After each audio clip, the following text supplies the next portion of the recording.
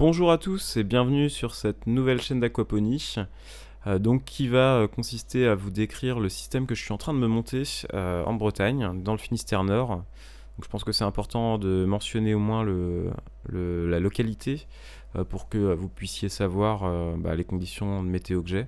Donc la Bretagne c'est pas forcément très ensoleillé, mais on arrive quand même à faire des légumes sympas l'été, et grâce à une serre. Et vous voyez qu'aujourd'hui il fait même très très beau. Donc c'est un des premiers jours depuis longtemps. Donc je vais commencer juste par décrire la serre. Donc c'est une serre qui est grande, hein. C'est une serre qui fait à peu près 70 mètres carrés, qui est une serre avec une bâche. Donc c'est pas forcément l'idéal au niveau isolation. Cependant, comme je vous disais, je suis en Bretagne, donc les températures descendent très rarement en dessous de 8 degrés. Même si on a eu un peu de gel la semaine dernière, ce qui est relativement rare, mais bon, ça peut arriver. Donc voilà, la serre est assez grande et je compte bien utiliser toute la surface pour de l'aquaponie. Donc on va détailler ça petit à petit. Donc vous pouvez voir aussi que c'est en chantier. Il y a de la terre partout, ça a été retourné il n'y a pas longtemps. J'ai en fait même ouvert avec une pelleteuse pour enterrer mes QVBC. Donc je vais vous détailler ça. Donc vous voyez que sur la droite là on a deux QVBC. On a une première cuve qui est en fait un réservoir tampon, donc qui permet justement de récupérer l'eau via la pompe sans risque de vider l'eau des poissons. Et ensuite on a derrière la cuve IBC qui va contenir les poissons qui coulent en fait par gravité dans le bac tampon.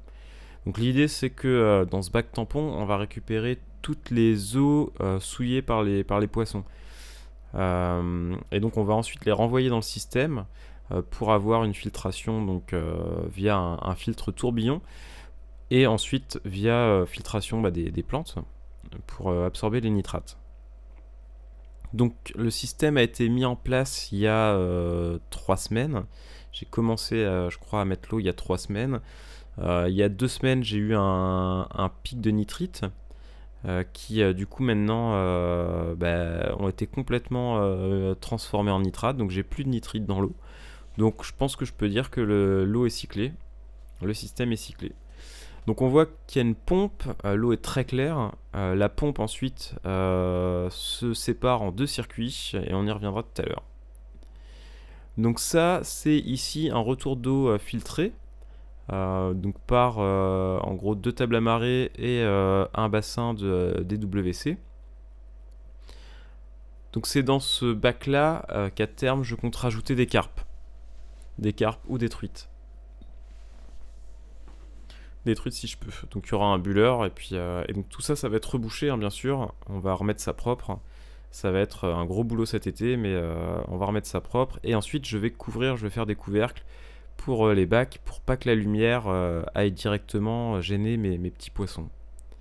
Voilà. Donc ça vous donne déjà une petite idée du système.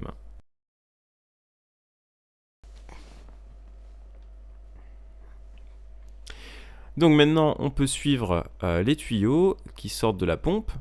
Donc comme vous avez pu voir, il y a 2 tuyaux, donc c'est vraiment le bazar là. Il y a 2 tuyaux qui vont donc permettre pour un des tuyaux de relier l'espèce de structure qu'on voit en bois là. Donc voilà les 2 tuyaux.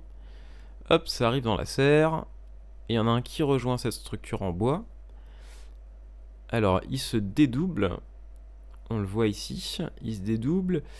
Et il permet de monter sur justement de la culture verticale. Alors j'ai pas acheté de Zipgro parce que c'est quand même très cher. J'ai testé en fait de faire mes propres tours. Donc ça m'a vraiment pas coûté cher.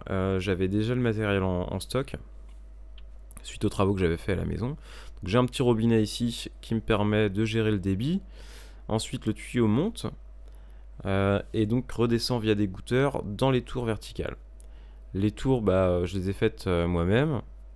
J'ai mis dedans en fait un substrat qui est un mélange de billes d'argile et de fibres de coco. Alors ça permet en fait d'avoir quelque chose qui est suffisamment aéré pour laisser bien passer l'eau, mais qui est quand même suffisamment dense pour ne pas s'évacuer par les ouvertures.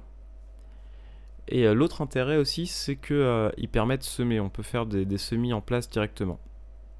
Et je vais vous montrer ça après, mais ça marche bien. Donc là, on voit les petits poissons. J'ai mis quelques petits poissons rouges. Il n'y en a clairement pas assez vu la taille du système que je suis en train de mettre en place. Donc je vais aller en racheter. Je vais aussi récupérer des gardons. Je vais récupérer des carpes bientôt.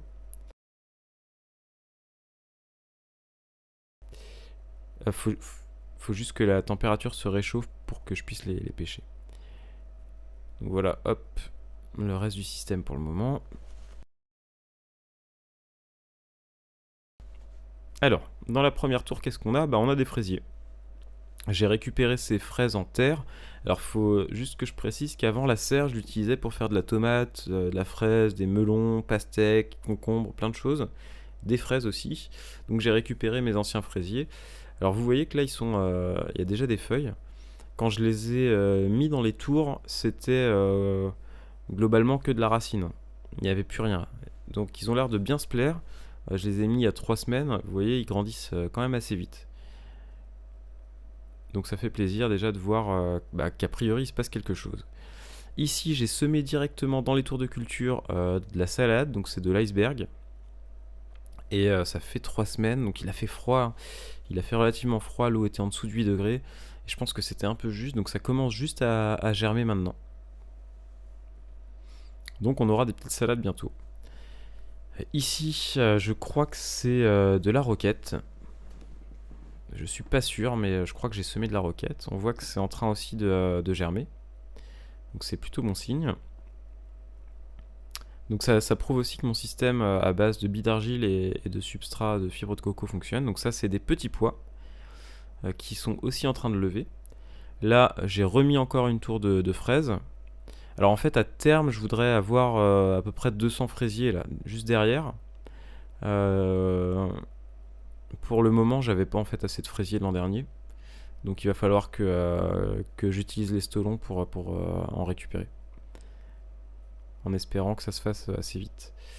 Ici, je sais plus ce qu'il y a. Celui d'à côté, c'est pareil. Il doit y avoir des haricots, des choses comme ça. Peut-être des petits pois encore, mais qui ont été plantés plus récemment. Et ensuite, à côté, c'est de la mâche que j'ai acheté chez le revendeur du coin. Hein. Donc c'était des petites pousses qui justement ont l'air de bien pousser. Donc ça a l'air plutôt encourageant. Et donc on voit que ça goûte dans le bac des poissons. Donc là il y a une menthe. Alors c'est du bouturage, hein, donc il n'y a pas encore de racines dessus. J'ai vraiment coupé un morceau à l'extérieur, replanté ça dedans. On va voir si ça repart. Je pense, hein, la menthe c'est vraiment increvable. Donc la structure, je l'ai faite moi-même. Hein. C'est globalement des tasseaux entre le tasseau et la petite poutre qui forment la structure. Et c'est de la planche de coffrage, donc ça coûte vraiment pas cher. Et j'ai récupéré en grande partie d'ailleurs sur des travaux que j'avais fait avant. Et à l'intérieur, c'est de la bâche EPDM, donc qui permet justement de retenir l'eau. Donc j'ai une évacuation. Donc là, c'est un passe-paroi, hein, c'est pas un joint unicile. J'étais pas convaincu du joint unicile sur la bâche en fait. Donc là, avec le passe-paroi, ça marche bien. Ensuite, on a la deuxième arrivée d'eau de la pompe qui rentre dans ce filtre tourbillon. Alors, il est quand même pas mal sous pression, là, le filtre tourbillon. Je sais pas si c'est très bon. On verra à l'usage. J'ai pas encore vidé. Ensuite, donc ça coule, donc ça se démultiplie derrière. Il y a un premier robinet qui me permet de gérer l'alimentation dans ce bac de culture. Donc c'est un bac de table à marée, donc qui a l'air de bien fonctionner. Alors j'ai mis plein de choses, j'ai récupéré des choux-fleurs dans le jardin. En fait, quand j'ai vu qu'il y avait des nitrates qui se développaient, je me suis dit je vais tuer mes poissons si je mets pas beaucoup en tout cas de végétaux pour filtrer l'eau. Vu qu'en plus on est en début de saison, donc les végétaux sont quand même moins gourmands qu'en fin de saison. Donc du coup j'ai planté des choux-fleurs que j'ai récupérés dans le jardin comme je disais. J'ai planté des petites salades que j'avais récupérées aussi chez le revendeur du coin, j'avais pas le temps de faire des semis. Là, il y a plein de semis maintenant qui sont en préparation. J'ai mis de la menthe, j'ai mis de la mâche, j'ai mis... donc ça, c'est des courgettes qui ont pris le gel, par contre. J'espère qu'elles vont se remettre. Mais sinon, j'en ai d'autres en préparation. J'ai pas couvert en fait, j'aurais pu aussi mettre un voile de forçage au-dessus des bacs. Peut-être qu'il faut que je le fasse d'ailleurs.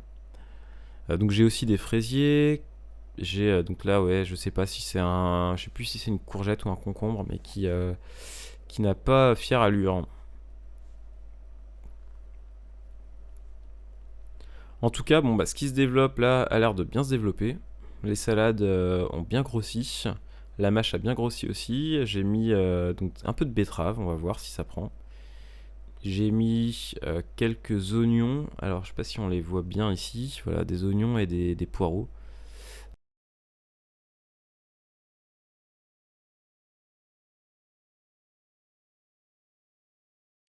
Donc j'ai déjà eu, ça c'est assez incroyable, j'ai déjà eu les premières limaces qui ont commencé à faire des ravages. Donc là j'ai mis dans celui-là du persil, encore des salades, hein. C'est à peu près les mêmes choses qu'il y a dans les deux bacs, hein, à part le persil dans celui-là. Et on voit que le persil a l'air de bien se plaire, donc il a été mis il y a 2 semaines, et il est pas mort, ce qui est déjà un signe en soi qu'il se passe quelque chose. Au niveau de l'eau, le pH est à 7,6, c'est encore un peu élevé. Mais je pense il va se réduire petit à petit avec la nitrification. J'avais pas du tout de fer dans le système, j'ai fait un test, donc j'en ai rajouté hier.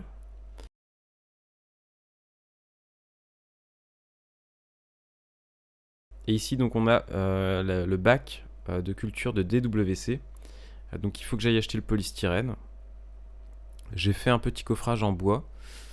Bon, c'est un peu plus joli, hein. Je pense que je vais coffrer les autres. Alors l'idée du coffrage en bois, c'était clairement pas de faire quelque chose de joli dans un premier temps, c'était surtout d'empêcher la lumière d'aller taper trop directement sur les parois de la cuve et de développer des algues.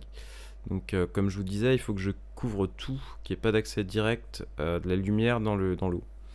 Et là, je sais pas ce que je vais faire sur ce bac là. Si je vais couvrir ou pas. Donc vous voyez que la serre est assez grande, hein.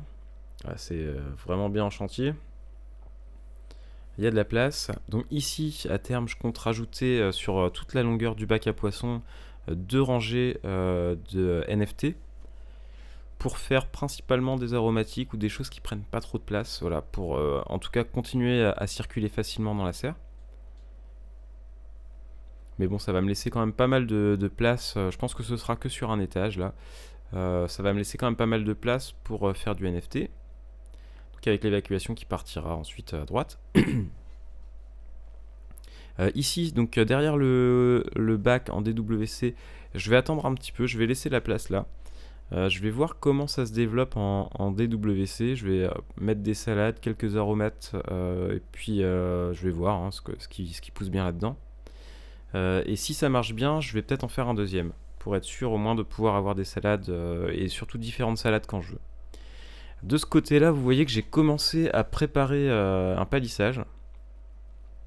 En gros, je vais faire monter des concombres et des melons sur cette partie-là, sur ce grillage.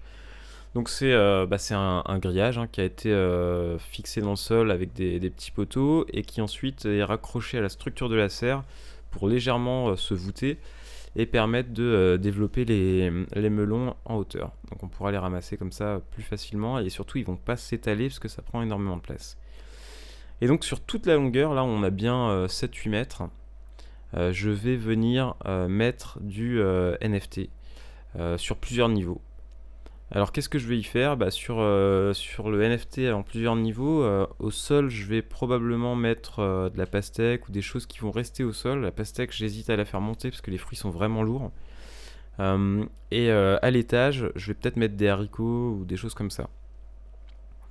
Des trucs qui montent pas trop haut, des haricots nains, voilà. Ensuite je vais faire 2 autres rangées au moins, voire 3 autres rangées. 2 rangées on va dire de tomates. Je vise à peu près entre 20 et 30 plants de tomates pour faire des variétés différentes, des précoces, des variétés un peu plus tardives, pour essayer d'en avoir un peu tout le temps. Donc ça me laisse de la place, hein. On va pouvoir en faire beaucoup. Alors il va falloir aussi que j'équipe une structure pour justement pour faire monter les tomates, hein, parce que les plants en fin de saison sont quand même grands. Donc il va falloir que je pense à faire quelque chose pour pour pouvoir mettre mes tomates. Et je pense en fait partir sur une structure un peu circulaire, enfin ovale, pour pouvoir les faire tourner dessus. Et donc voilà, sur la droite, là ce qui nous reste, je compte éventuellement mettre tout ce qui est poivron, aubergine, piment, et éventuellement de la courgette. Je pense qu'avec 3 pieds de courgette, j'aurai largement assez pour toute la saison. Et donc ça fait quand même pas mal de choses à prévoir. Donc à terme, voilà, ce que je vais faire, c'est plein de choses, hein, des aromates, de la salade, poivron, tout ça. Et donc derrière, ici, ça, je vais encore travailler ça justement avec la mini pelle. On va essayer de tout remettre à niveau, replanter de l'herbe proprement et faire des buts de permaculture pour mettre du coup des carottes, des navets, des choses qui marchent très très bien en extérieur chez nous. Voilà, donc c'est une première vidéo, je vais vous montrer petit à petit les progrès. Je reviendrai aussi sur la partie un petit peu informatique. Je vais équiper la serre justement avec du Arduino pour pouvoir lire mes données en temps réel et avoir des updates réguliers et éventuellement des alertes. Je tiens aussi à remercier Norbert, que je connais pas du tout personnellement, mais pour la qualité de ses vidéos. C'est lui qui m'a vraiment permis de commencer à réfléchir à ce système-là, quels étaient les problèmes auxquels j'allais devoir me confronter et comment aborder la conception d'un système aquaponique. Voilà, je vous remercie, puis je vous dis à bientôt.